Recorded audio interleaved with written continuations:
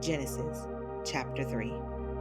Now the serpent was more subtle than any beast of the field which the Lord God had made. And he said unto the woman, Yea, hath God said, Ye shall not eat of every tree of the garden? And the woman said unto the serpent, We may eat of the fruit of the trees of the garden, but of the fruit of the tree which is in the midst of the garden, God hath said, Ye shall not eat of it, neither shall ye touch it, lest ye die.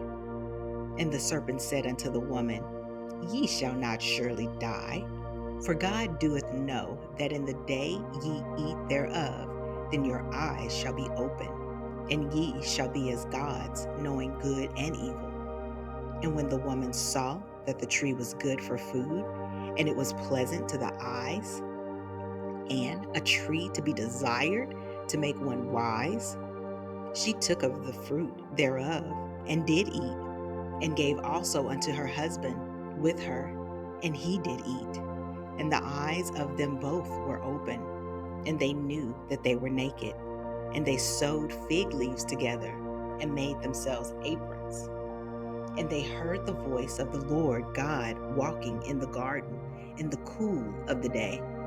And Adam and his wife hid themselves from the presence of the Lord God amongst the trees of the garden. And the Lord God called unto Adam, and said unto him, Where art thou? And he said, I heard thy voice in the garden, and I was afraid, because I was naked, and I hid myself.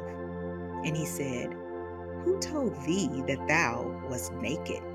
Hast thou eaten of the tree whereof I commanded thee that thou shouldest not eat?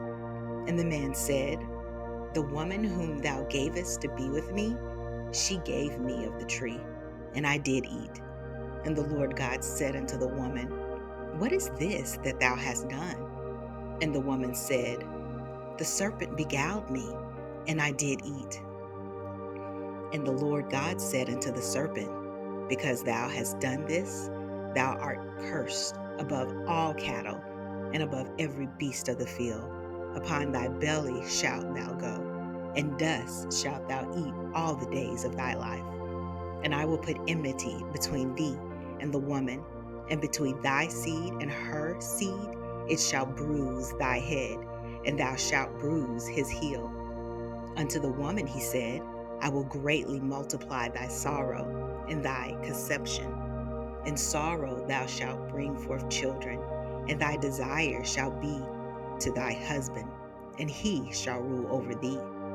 And unto Adam he said, Because thou hast hearkened unto the voice of thy wife, and hast eaten of the tree of which I commanded thee, saying, Thou shalt not eat of it, cursed is the ground for thy sake. In sorrow shalt thou eat of it all the days of thy life. Thorns also and thistles shall it bring forth to thee, and thou shalt eat the herb of the field.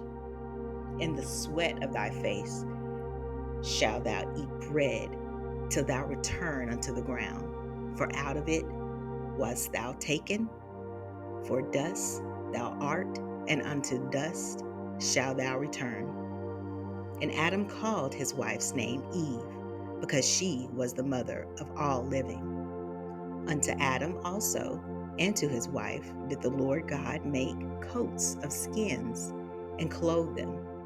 And the Lord God said, Behold, the man is become as one of us, to know good and evil. And now, lest he put forth his hand, and take also the tree of life, and eat, and live forever. Therefore the Lord God sent him forth from the Garden of Eden to till the ground from whence he was taken.